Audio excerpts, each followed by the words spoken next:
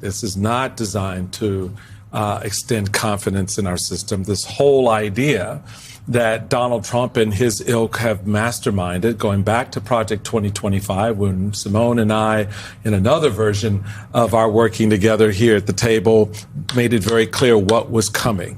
Now it's here, and it is the full, unadulterated disruption of our electoral process. Folks, I can't say this any clearer and make it any simpler.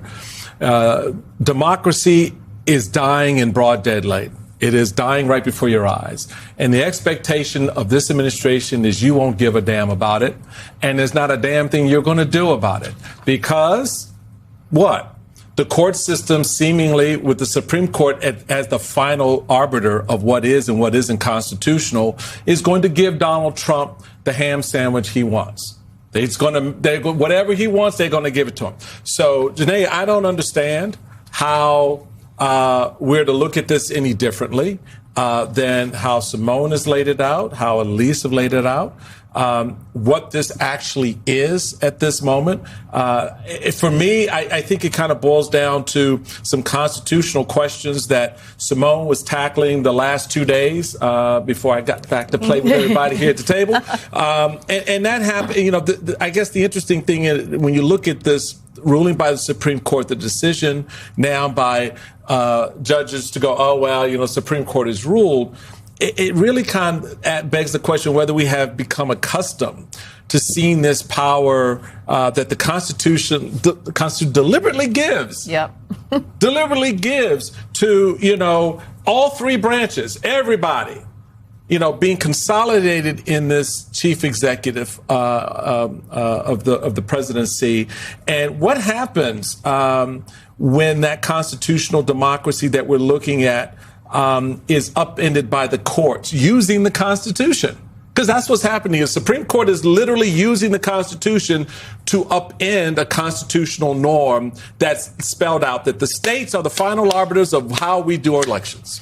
Listen, they haven't done that yet, and we are not. Who hasn't done that yet? The Supreme Court has not done that yet. I beg to differ, but well, I'll explain to you why. What the Supreme Court did in this case is it was very strict about standing, very strict about the timing in which you can challenge this executive order. Mm-hmm. So what the Supreme Court said was because the rule had not been issued and was not in effect when we filed our lawsuit, because we're one of the organizations, the Legal Defense Fund, that filed the lawsuits, because the law wasn't in place, that it was too early, that it wasn't ripe. We didn't have standing. Now, one could argue that, you know, the executive order had issued. It had already asked USPS, we did argue such.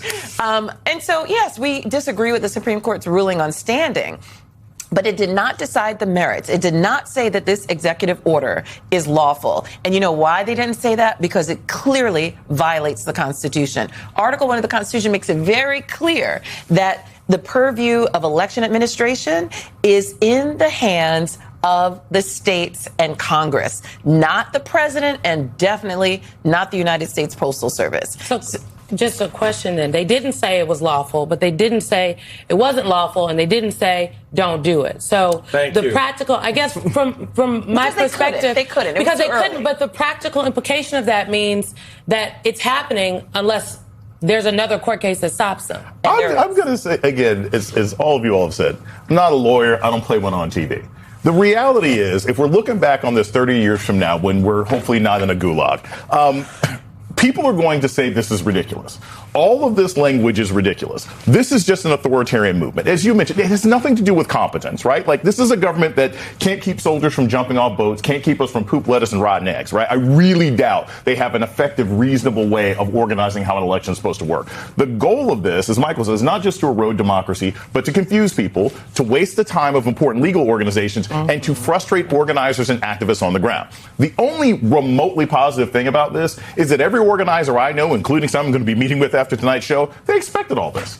Everybody who's actually working on the ground in North Carolina and Ohio, they all knew this. They have gamed this thing out so far that this was anticipated. So while the highfalutin legal shenanigans go on with our captured Supreme Court, right, people on the ground are still prepared to express themselves. We just hope that by the time Election Day comes, most of this is ineffective. The administration did lose recently in the case against the state of Mississippi about counting ballots after the election that were received by Election Day. That's right. Can we learn anything from that case that might shed some light into how the court is eventually going to rule in this case? Well, I think that case does give us a ray of hope, right? So there, the Supreme Court actually sided with what has been tradition, which is to allow states to determine the time period in which they will count ballots that are cast before Election Day, right? That they have the right to determine if it's cast before Election Day, we're still going to count it. That's fair. That makes sense, right? That's the deadline. So it tells us that the Supreme Court, while captured,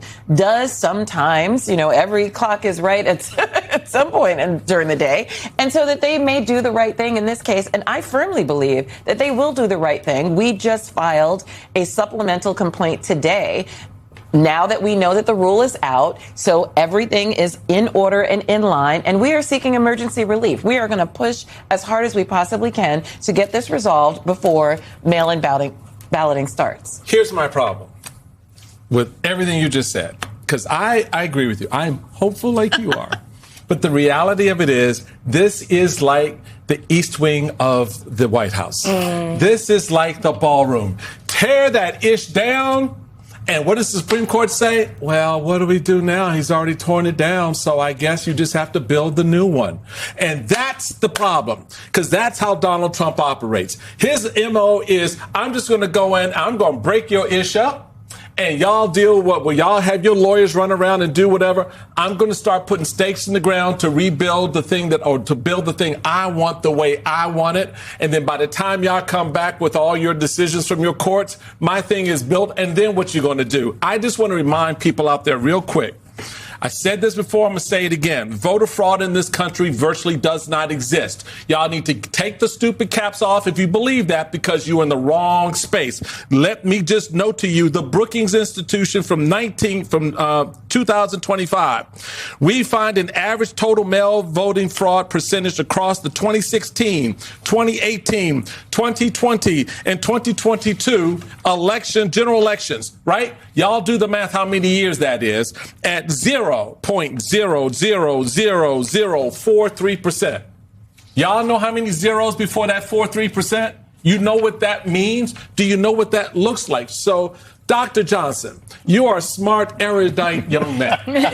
You understand how these things work. Yes. You teach young minds and inform them of truth. Right? Yes. Help people understand what that truth says. The truth is, and we saw this summer with all of the sort of redistricting, you saw states throw out 40,000 votes in different places. People have already voted and they're like, yeah, we don't care because the Supreme Court just gave us what we wanted. The same thing is going to happen here, right? You will have instances where one state implements it this way, another state implements it this way. If we don't like your vote, I think it's fascinating that the same people who were angry about the Obamacare website 14 years ago want us all to get into a mail portal to put in our information. This is insanity. Yeah, it's absolutely insanity. But that's the point. Like they're lying. It's disingenuous and bad faith. So that's what's going to end up happening. You're going to have a lot of confusion at different states and different state levels. In addition, remember, you will also have governors like Brian Kemp, who is a historic cheater. And I'm sorry, I'm going to say that out loud. I think when you are Secretary of State and you're also managing your own election, I suspect that you probably didn't follow all ethical rules. And there were plenty of questions about how that election went down. You've already got governors like him saying, and I'm going to bring in ICE. So if you have a combination of federal level threats about whether or not you're even going to get a ballot, and we've seen states where ballots are difficult to get access to, and you have governors saying, by the way, I'm going to bring in ICE to intimidate and anger people, it will be difficult for certain people in certain places to come out to vote. And that is the goal. Look, the Democrats could still win the House. I doubt it, they still could end up winning the Senate. The goal is not to, and this is one I always think is silly when people are like, oh my gosh, they're going to cancel the 2026 midterms. They're not going to cancel the midterms. Just going to try and make it as hard as hell.